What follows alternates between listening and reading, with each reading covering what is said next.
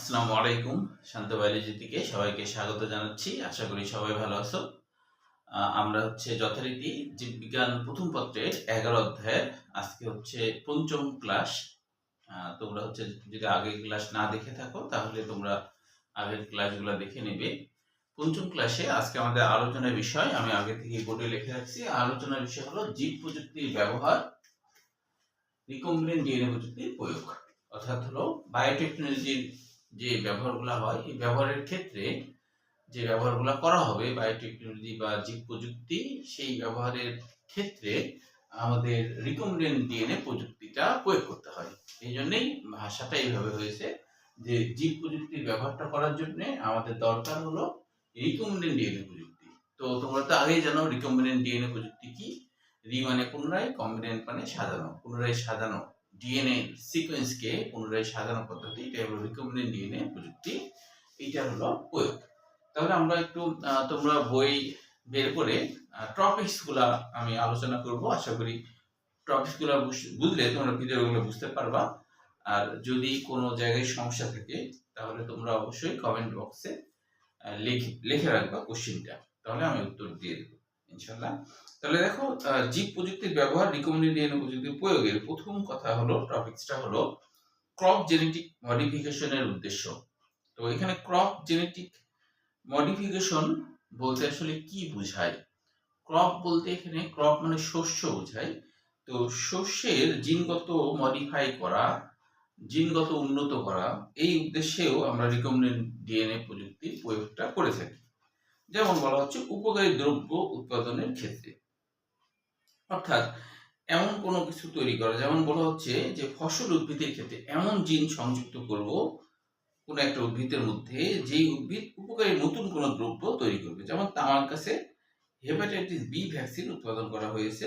তার মানে একটা উদ্ভিদ, যে উদ্ভিদে উপকারী দ্রব্য করার জন্য, আমরা জানি হেপাটাইটিস বি এটা একটা ভ্যাকসিন, যেটা তামাক গাছের মধ্যে এই ভ্যাকসিন তৈরিকারী জিন ঢুকাই দেওয়া হয়েছে ভাইরাস থেকে, হেপাটাইটিস ভাইরাস থেকে।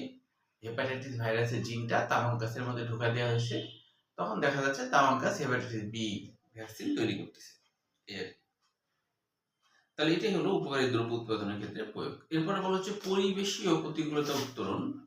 পরিবেশীয় প্রতিকূলতা উত্তরণ বলতে বোঝায়, আমরা জানি যে অনেক উদ্ভিদ আছে যে যারা গরমকালে শুধু হয়, শীতকালে হয় না, আবার শীতকালে যারা হয় তারা গরমকালে হয় না। অথবা অনেক উদ্ভিদ আছে যে খরা প্রবণ এলাকায় হয় কিন্তু বর্ষা প্রবণ এলাকায় হয় না, বা বর্ষাকালের বর্ষা এলাকায় যেখানে বৃষ্টিপাত বেশি সেইখানে যে উদ্ভিদগুলো জন্মে তারা আবার খরায় জন্মায় না।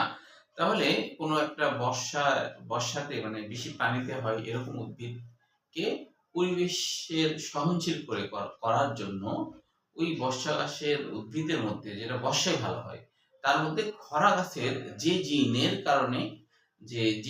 কারণে দেখা যাচ্ছে যে সে বর্ষা ছাড়া হয় না আর কি। তাহলে আমি ওই জিনটা, খরা গাছের জিনটা আমি হলো বর্ষা গাছে জন্মায় যে উদ্ভিদ তার মধ্যে ঢুকাই দিলাম। এখন দেখা যাবে বর্ষা গাছের উদ্ভিদগুলাও বর্ষা সময় যে উদ্ভিদগুলো হয় আর কি, ওই উদ্ভিদগুলোকে খরার সময়ে যদি লাগানো যায় বা খরা যে জায়গায় বেশি হয় সেখানে যদি লাগানো যায়, তাহলে দেখা যাবে হয়ে যাবে, অর্থাৎ গাছটা ঠিকঠাক ভাবে হবে। আবার যে গাছগুলো খরায় জন্মানোর অভ্যাস, তো তাদের হলো বৃষ্টিপাত প্রবণ এলাকায় জন্মানো সম্ভব না।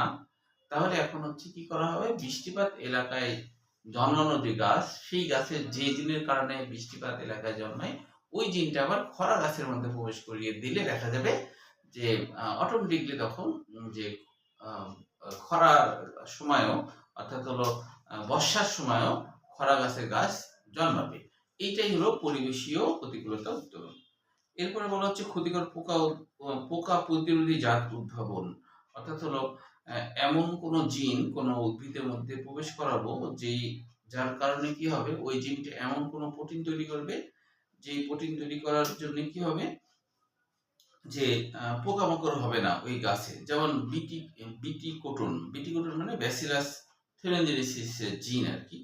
তো এটা বলা হচ্ছে যে বেগুন গাছের মধ্যে দিলেও, বেগুন গাছে এটা করা হচ্ছে, বেগুন গাছের মধ্যে এমন জিন সংযুক্ত করা হচ্ছে যে বেগুন গাছের ওই জিনটা এমন প্রোটিন তৈরি করছে, এটা ব্যাসিলাস থুরিনজিনেসিস ব্যাকটেরিয়া জিনই নেওয়া হয়েছে, যে বেগুন গাছে পোকামাকড় আর আসে না। এটাই হলো যে ক্ষতিকর পোকা প্রতিরোধী জাত উদ্ভাবনের ক্ষেত্রে প্রয়োগ করা হয়। এরপরে আগাছানাশক প্রতিরোধী জাত উদ্ভাবন, অর্থাৎ হলো এমন জিন সংযুক্ত করব যে জিনের কারণে যে আগাছা নাশক প্রয়োগ করলে, অর্থাৎ হলো যে দেখা যায় যে জমিতে যদি আগাছা হয় আবার ফসল উদ্ভিদ হয়, তাহলে ফসল উদ্ভিদ কিন্তু আগাছার কারণে ভালোভাবে উৎপাদন হতে পারে না, কারণ পুষ্টি আগাছাই সব খেয়ে নেয়।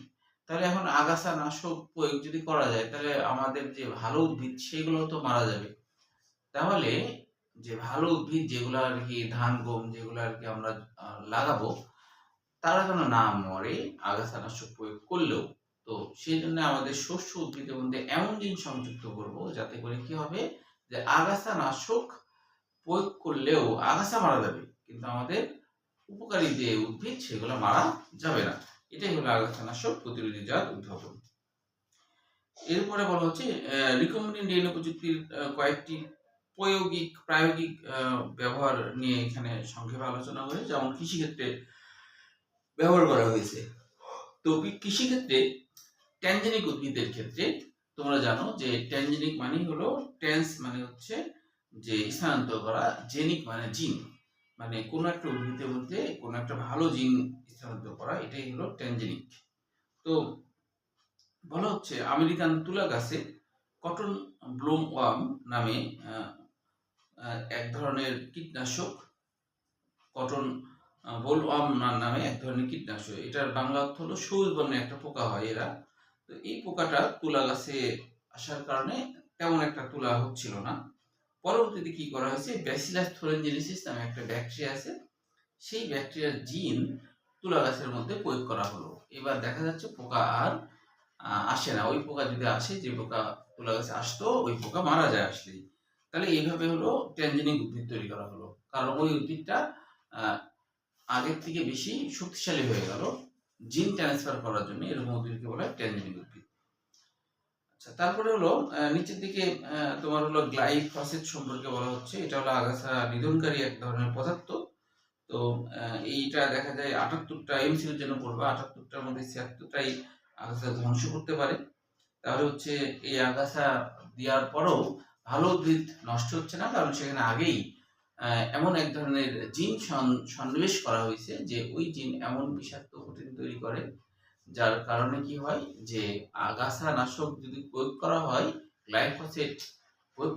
গ্লাইফোসেটকে ভেঙে ফেলতে পারে, অর্থাৎ ওই ভালো উদ্ভিদের কোনো ক্ষতি করবে না। এরপরে গুণগত মান উন্নয়ন বলতে, যেমন ভেড়ার ক্ষেত্রে অস্ট্রেলিয়াতে ভেড়া পালন হয় এবং ভেড়ার পশম অনেক কাজে দেয়। তো দেখা যায় যে ওই ভেড়াগুলা যে ঘাস খায়, ক্লোভার জাতীয় ঘাস খায়, তো ওই ঘাসের মধ্যে কিছু উপকারী জিনের অভাব আছে। তো ওই উপকারী জিনের অভাব থাকার কারণে দেখা যাচ্ছে যে ভেড়ার ঘাস খেয়ে ভেড়ার লোম ভালো হচ্ছে না।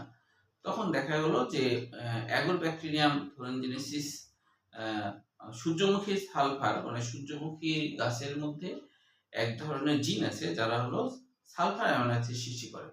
তো ওই জিনটা রিকম্বিনেন্ট ডিএনএ প্রযুক্তির মাধ্যমে, অর্থাৎ অ্যাগোরব্যাকটেরিয়াম টিউমেফিসিয়েন্স ব্যাকটেরিয়ার মধ্যে দিয়ে রিকম্বিনেন্ট ডিএনএর মাধ্যমে প্রথমে অনেকগুলা করা হয়, তারপরে অনেকগুলা করার পর এবার ক্লোভার ঘাসে দেওয়া হয়। এই জন্য বলছি রিকম্বিনেন্ট ডিএনএ প্রযুক্তির মাধ্যমে ব্যবহার করা হয়, মানে প্রথমে অনেক করা হয়, তারপরে এটা দেওয়া হয় আর কি।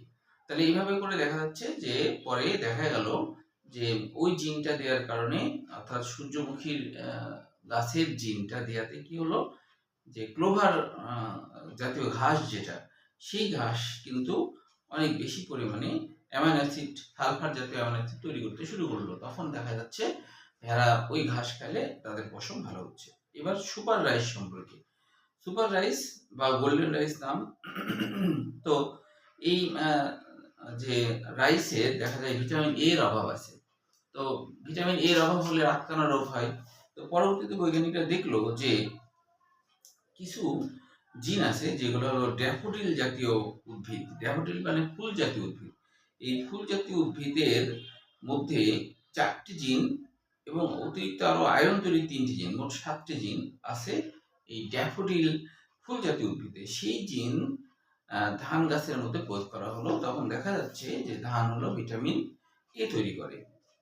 এরপরে বলা হচ্ছে রোগ প্রতিরোধক্ষম জাত উদ্ভাবন।